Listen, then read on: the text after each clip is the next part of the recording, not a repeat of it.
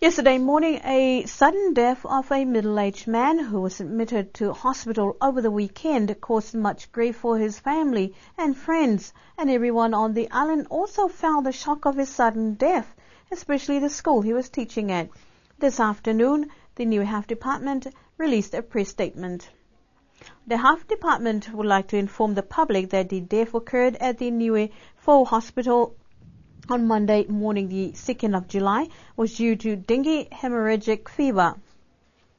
The department regrets the loss of life despite medical treatment given to the disease. They also wish to extend their condolences to their family and friends. The department also extends the offer for grief counseling to anyone who needs it at this time. You can contact the hospital on 4100. Also, a reminder to all residents on the island to continue and undertake preventative measures in conjunction with the Health Department public health activities in order to stop the spread of dengue. The Education Department is currently undergoing a study into the special learning needs within the education sector as part of a joint initiative between the Education Department, Health Department and the Niue Public Service Commission. 2 New Zealand registered psychologists are on the island to carry out work to identify and assess the different learning needs of students at both schools on the island. The scope of work throughout the week will involve a comprehensive schedule of discussions with teachers, parents and a selected group of students to look at any areas that demonstrate delays in learning. We help working alongside the teachers and with information from the parents in identifying any children who have different learning styles, different needs, and that are perhaps demonstrating delays in the way that they are learning or their speech, or who have perhaps behavioural issues, and that we give some advice and guidance to the teachers around how to deal with those children and also how to optimise their development. So what techniques, what strategies, what information do they need in order to assist those children's learning in every way. It's very important that there aren't some children who are left to struggle, who are not making it through because they do have specific needs that have not been identified. So I think that's the key area that we are here for. One of the things that struck me is just with some of the children I've seen is, and taking the cultural differences into perspective and consideration as well, is the strong visual learning. And that is, if you're in a classroom where it's a lot of auditory input, a lot of being instructions given, but you tend to be more of a visual learner, that can be a real disadvantage. So I guess at just very early days, that one of my first impressions would be in an auditory, in an environment where there's lots of talking going on. If you're a visual learner, we need to know that, or the schools need to know that to be able to use that as a strength to assist the child's learning. The need for such a study has been long overdue and will benefit the education sector greatly. Psychologists say that the work so far has been productive because of the willingness of those involved to provide information in the limited amount of time to give students the best education available. It's impossible to be skilled across a wide range of learning needs, and it would be most helpful for them to have a SENCO or a teacher trained in special needs to be able to provide help and advice and guidance, and also to set up what we call IP meetings or IEP meetings. These are individual planning meetings for those children with those needs, and that identifies what goals should be set and how they're going to reach those goals. So no, I wouldn't expect here or in most places that the teachers would be able to identify and then work with those children in the appropriate way. They need help around that. Teachers do an admirable job balancing many, many things. So anything that they can get to assist them in providing good quality teaching and good fit teaching is fantastic, and that's really what we're wanting to assist the powers that be in doing. The study will enable a more in-depth look into the education system to ensure quality assured education for all. An outcome report with recommendations is expected to be completed within 2 weeks. A memorandum of understanding between the Niue government and a Niuean-owned enterprise in Auckland, Pacifica Integrated Healthcare Limited, was signed last Friday morning. Mrs. Delia Naepi arrived on the island to continue her pledge she made in 2009 when she travelled with a group of Niuean businesses from New Zealand on a scoping visit in a hope to establish and develop business on the island. Last week also, Mrs. Naepi spent time with health officials and staff to explain her assistance for the health workers. According to the proposal, Pacifica Integrated will help staff with short-term training exercises and support their learning auditing practices to bring the new health workers up to date with New Zealand practices. Nutrition and exercise must be modelled to enhance and develop communities on the island, says one expert from New Zealand. Mr. Tom Ituata is well known in the Pacific region for his achievements in sports and exercise, and is active in much of the Pacific Health initiatives, and he said there are different types of preference and approach to exercise and health programs. I suppose that group fitness and aerobics, or something I've been involved with for about 14 years now, is predominantly where women enjoy the activity of music and movement.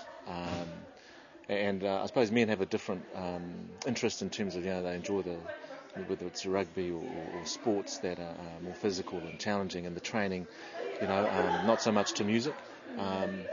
But fitness and group activity doesn't necessarily need to be in a setting where there is aerobics, and I think it's finding out what would be of interest to men. I do a lot of boxing and have done fitness for a lot of boxers, and whatever sport they've been doing, it is a different approach and a different interest for them.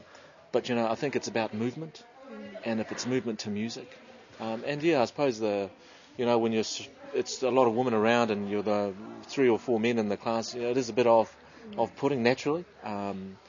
But at the end of the day, it's about your own health and well-being, and I suppose it's more a personal thing for people.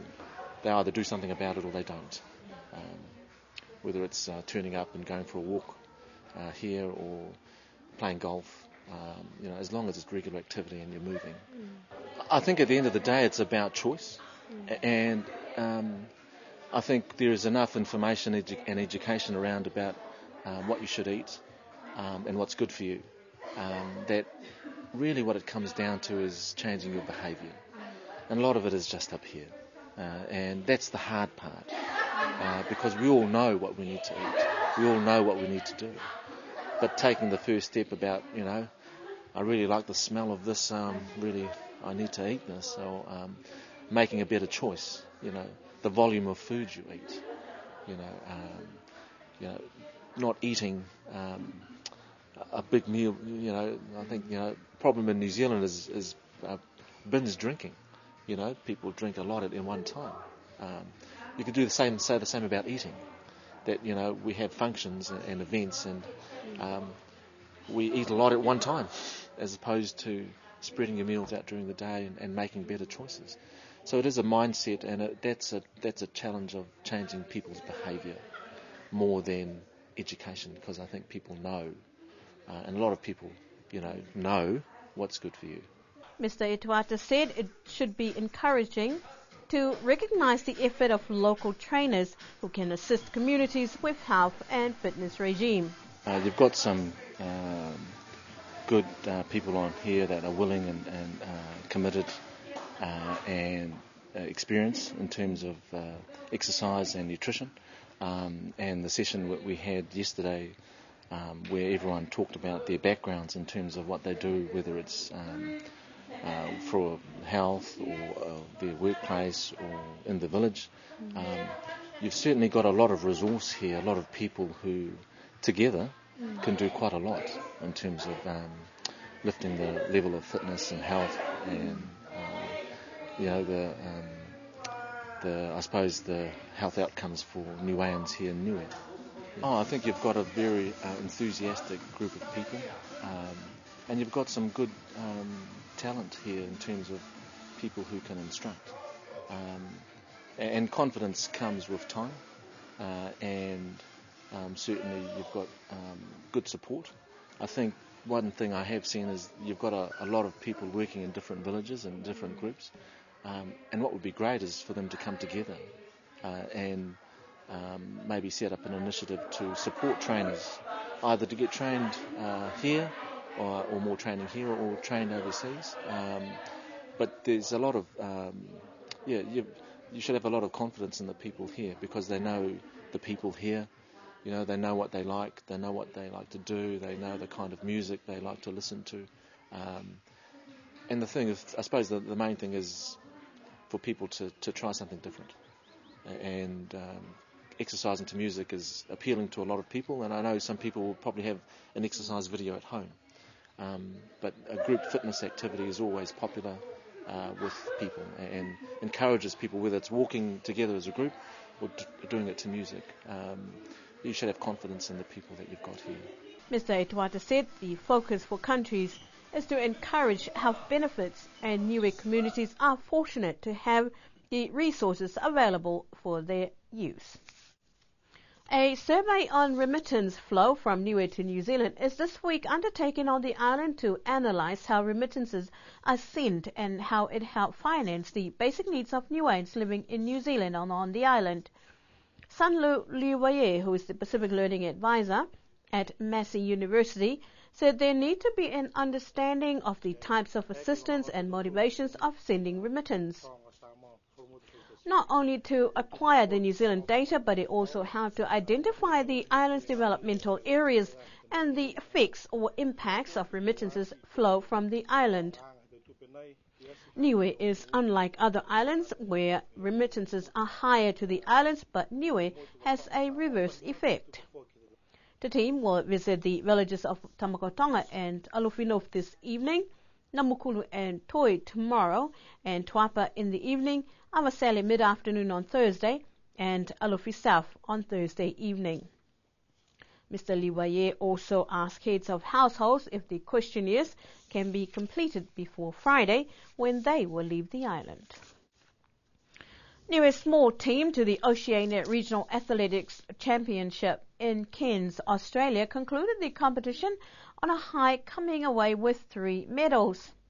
The competition was held between the 27th and 29th of June, and Niue was represented by Niue Athletics Association President and Team Manager Rosalind Tafatuhipa and one athlete, Janam Hopotoa, competing in 3 field events, the javelin, shot put and discus. He secured a gold in the men's under-20s javelin with a throw of 42.13 metres. In the men's under-20 discus, he threw 41.70 metres, gaining second placing and a silver, and in the men's under-20 shot put, 11.60 metres. This is a great effort by a young athlete to add to several other medals from regional events. The team is expected to return next week. We'd like to congratulate Mr. Hapata on his achievements. 27 Pacific Island country delegations have gathered in Honiara, Solomon Islands, to share and exchange their cultures in the 11th Festival of Pacific Arts. The concept behind the Pacific Arts Festival was developed by the South Pacific Commission in 1972, an attempt to combat the erosion of traditional customary practices. Held once every 4 years, the festival is recognized as the largest gathering of Pacific people, united in gaining respect for and appreciation for one another, and this year's focus is culture in harmony with nature. According to organizers, the journey to hosting the festival in Honiara has been 8 years in the making, and the festival has come a long way since its humble beginnings to what it is today. Niue's delegation to the Festival Arts consists of a strong contingent of 20 dancers, singers, weavers, performers, designers and artists who, along with all the other countries, made their mark at the official opening ceremony with presentation of gifts. The festival will run for 2 weeks, and TV Niue will also be showing highlights from the festival each evening, courtesy of the SBC. And to end our news bulletin for tonight, last Saturday, Matawai Resort opened its doors to the public in an open day to showcase 10 of the new Forest Garden Seaview rooms. Management said the turnout to the open day was more than they had expected, and the new rooms are part of the 4-star resort's expansion plans. For those fortunate to have the first look at the new units, they were amazed with the progress and developments with the new decor and designs of the rooms. The new rooms include 4 interconnected rooms with a door in the middle, ideal for families, and with another 2 rooms that have sofa beds for young children. Contractors have done an outstanding job with the landscaping, trying to keep as much of the natural flora to give the extra island vibe to the experience. The completion of the remaining 10 Forest Garden Seaview rooms is on track to be completed this month, and additional expansions with the Matawai Motel units will open in September, giving a wider selection of options for visitors in terms of accommodation on the island. That's our news bulletin for tonight. Good evening.